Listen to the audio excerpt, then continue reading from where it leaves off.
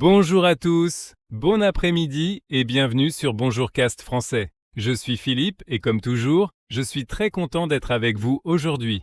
Bonjour à tous, je suis Sophia et moi aussi, je suis très heureuse d'être ici avec vous. Merci d'écouter Bonjour Cast français. Vous êtes nos auditeurs préférés et nous pensons toujours à vous. Aujourd'hui, nous avons un sujet très intéressant. Nous allons parler de voyage. Plus précisément, nous allons comparer deux façons de voyager. Voyager seul et voyager avec des amis. Est-ce que vous préférez voyager seul ou avec des amis? Dites-nous dans les commentaires. Oh oui, c'est un très bon sujet. Moi, j'adore voyager. Mais je change souvent d'avis. Parfois, je veux voyager seule et d'autres fois, je veux voyager avec mes amis. C'est difficile de choisir.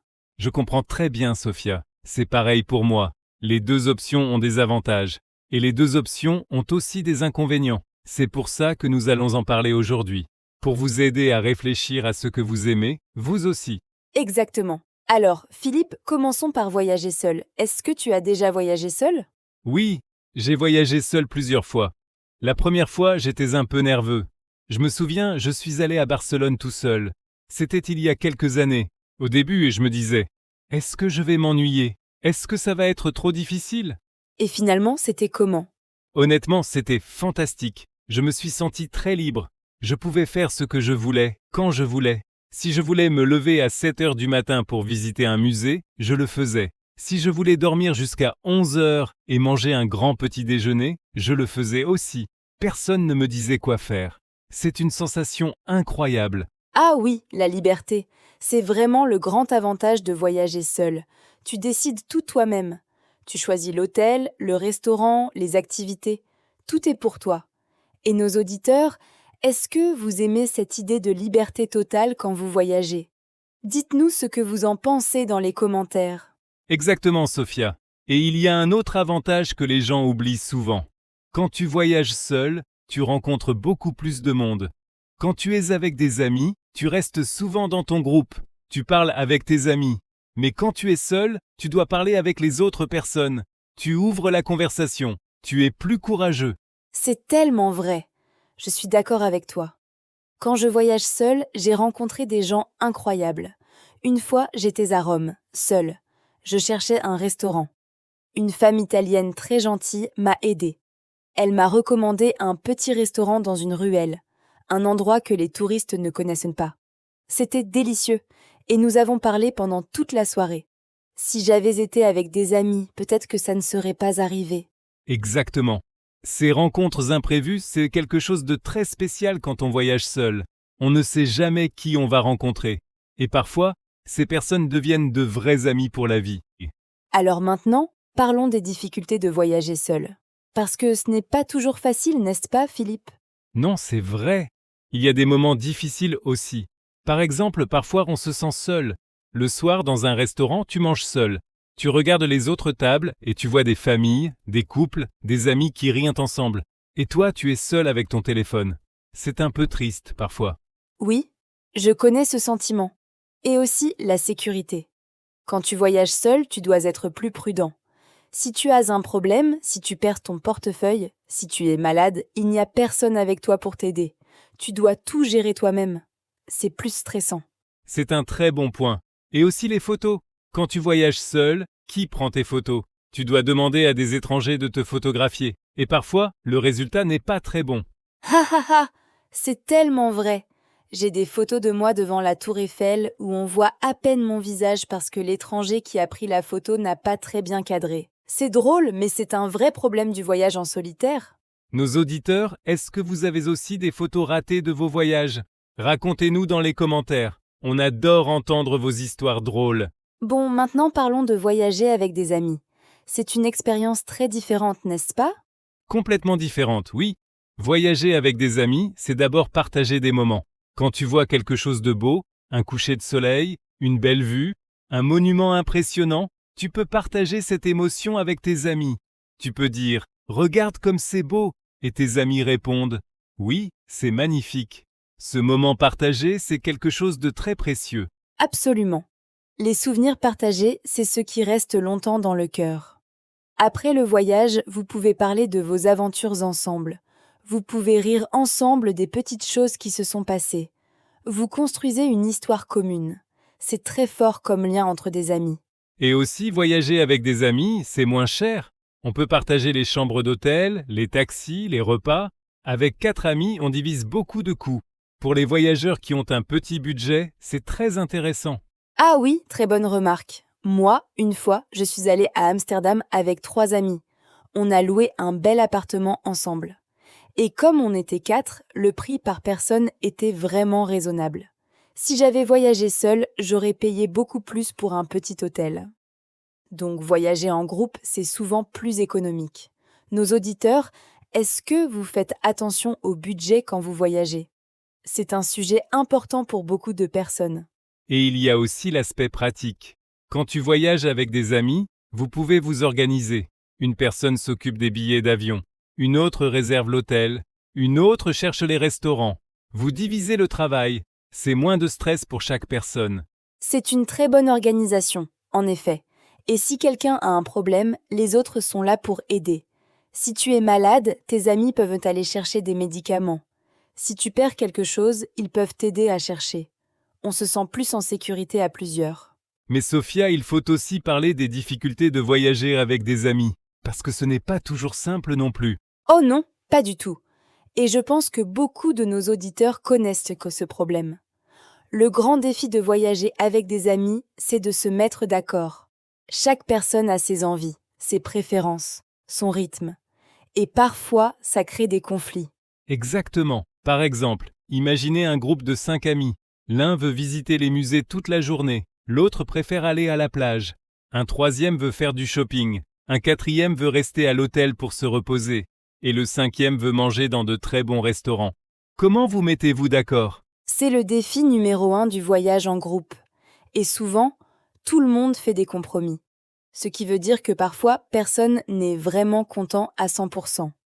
La personne qui voulait visiter les musées a passé 2 heures au musée au lieu de 6 heures. La personne qui voulait la plage n'y est allée qu'un après-midi. Et tout le monde est un peu frustré. J'ai vécu exactement ça. Une fois, je suis allé en Grèce avec 4 amis. On n'arrivait jamais à se décider. Est-ce qu'on va à cette île ou à cette autre île? Est-ce qu'on prend ce bateau ou cet autre bateau? Quel restaurant ce soir? On passait tellement de temps à discuter que parfois, on ne faisait rien du tout. Oui, la paralysie du groupe. C'est très réel. Et parfois, il y a aussi des tensions. Tu connais quelqu'un, tu penses bien le connaître, mais quand tu voyages avec cette personne, tu découvres des aspects de sa personnalité que tu ne connaissais pas. Et pas toujours de bonnes choses. C'est vrai. Par exemple, une personne qui est toujours en retard. Quand vous êtes amis dans la vie quotidienne, ce n'est pas très grave si elle arrive en retard à un café. Mais quand vous voyagez ensemble et que vous devez attraper un train ou un avion et que cette personne n'est pas prête, ça peut devenir très stressant. Ou la personne qui dépense beaucoup et qui veut toujours aller dans les restaurants très chers, alors que toi, tu as un budget plus modeste. C'est gênant de dire non tout le temps, mais c'est encore plus gênant de dépenser de l'argent que tu n'as pas. Nos auditeurs, est-ce que vous avez eu des expériences difficiles en voyageant avec des amis ou au contraire des moments fantastiques? Racontez-nous dans les commentaires. Nous adorons lire vos histoires. Alors, Philippe, maintenant, est-ce qu'il y a une règle générale? Est-ce qu'on peut dire que voyager seul c'est mieux ou que voyager avec des amis c'est mieux? Je ne crois pas qu'on puisse dire qu'une option est meilleure que l'autre. Je crois que ça dépend de plusieurs choses. D'abord, ça dépend de la destination.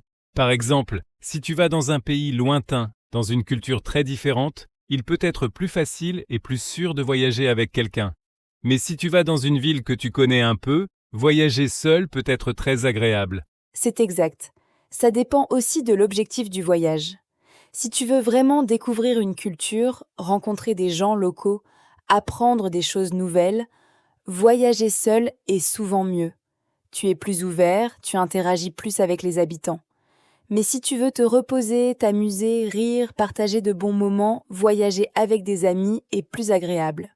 Et ça dépend aussi de ta personnalité. Certaines personnes adorent être seules. Elles se ressourcent dans la solitude. Pour elles, voyager seul est naturel et merveilleux. D'autres personnes ont besoin de compagnie. Être seul trop longtemps les rend tristes. Pour elles, voyager avec des amis est essentiel. Et nos auditeurs, Vous, quelle est votre personnalité? Est-ce que vous êtes plutôt solitaire ou plutôt social? Est-ce que vous aimez être seul ou avec des gens? C'est une question intéressante à vous poser avant votre prochain voyage. Dites-nous dans les commentaires. Il y a aussi une troisième option que les gens oublient parfois. C'est voyager avec une seule autre personne. Pas un grand groupe, mais un ami, un partenaire, un membre de la famille. Juste 2 personnes. C'est souvent un bon équilibre. Oh oui, 2 personnes, c'est beaucoup plus facile que 5 ou 6. Vous êtes moins nombreux, alors vous vous mettez d'accord plus facilement. Mais vous n'êtes pas seul, vous avez quelqu'un avec qui partager les moments.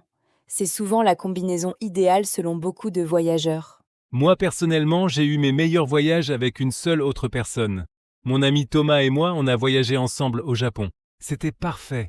On a les mêmes intérêts, on a le même rythme. On se levait à la même heure, on aimait les mêmes types de restaurants, on voulait visiter les mêmes endroits. Aucun conflit. C'est magnifique. Le secret, c'est peut-être de bien choisir ses compagnons de voyage. Voyager avec quelqu'un qui a les mêmes habitudes et les mêmes envies que toi, c'est très important. Avant de partir en voyage avec un ami, il est utile de discuter de vos attentes.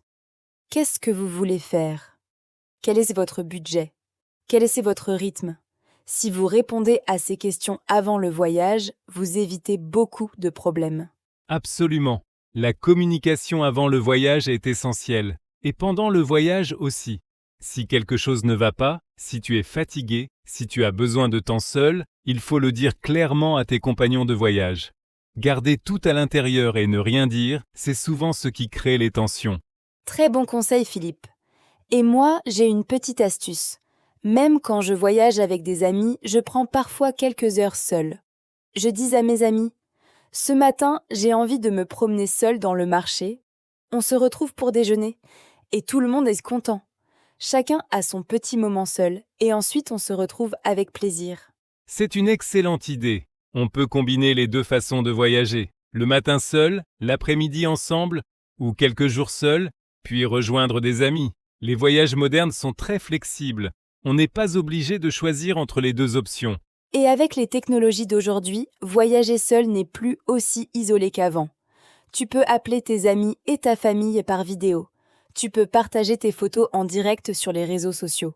Tu peux rejoindre des groupes de voyageurs en ligne et rencontrer des gens dans ton hôtel ou dans des cafés. Le voyage solitaire moderne, c'est une solitude choisie, pas une vraie isolation.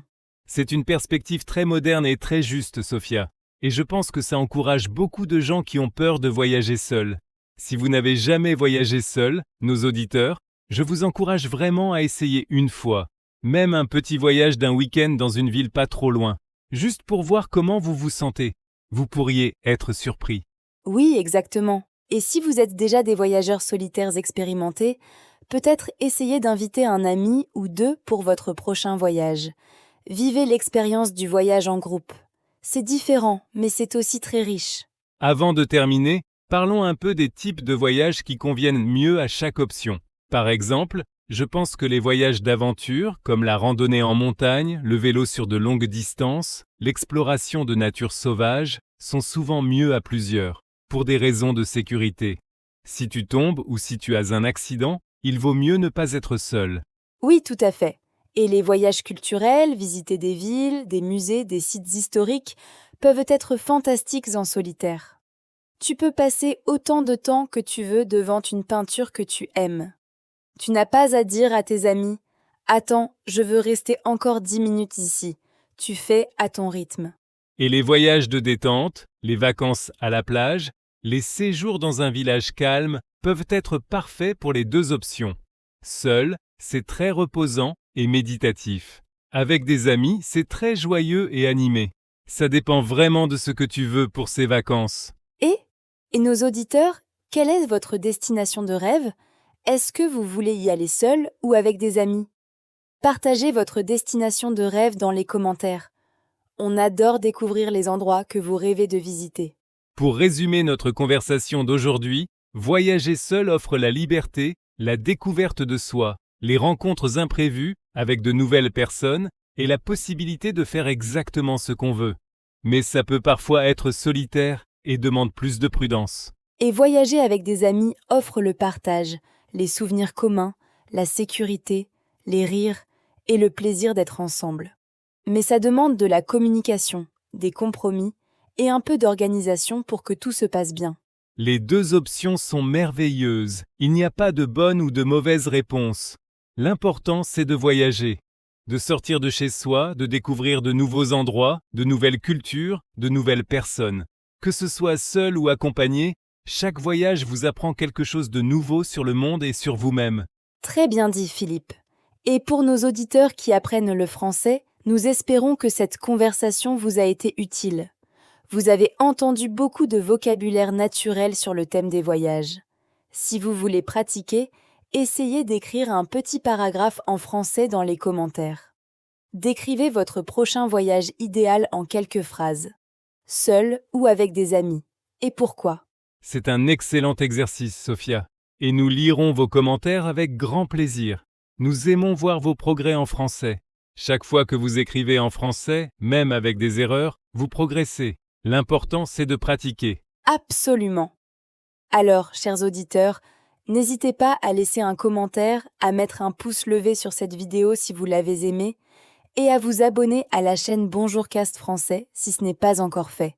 Chaque abonnement nous aide énormément à continuer à créer ces vidéos pour vous. Et si vous connaissez quelqu'un qui apprend le français, partagez notre chaîne avec cette personne. Nous voulons aider le plus grand nombre de personnes possible à apprendre le français de manière naturelle et agréable. C'est notre mission. C'est notre plus grand plaisir, en effet. Philippe, c'était une conversation très enrichissante aujourd'hui. J'ai vraiment aimé parler de ce sujet avec toi. Moi, après cette conversation, j'ai encore plus envie de voyager. Haha, moi aussi, Sophia. Peut-être qu'on devrait organiser un voyage ensemble un jour. Oh, mais avec toi, est-ce que tu es toujours à l'heure ? Je ne veux pas rater mon train. Hahaha, je suis toujours à l'heure, je t'assure. Demandez à nos auditeurs, ils me connaissent bien maintenant. Haha. Bon, chers auditeurs, merci encore une fois pour votre fidélité et votre soutien. Vous êtes une communauté fantastique et nous sommes très chanceux de vous avoir. Bon après-midi à tous. Bon après-midi, chers amis. Prenez soin de vous et à très bientôt sur Bonjour Cast Français. Au revoir. Au revoir tout le monde.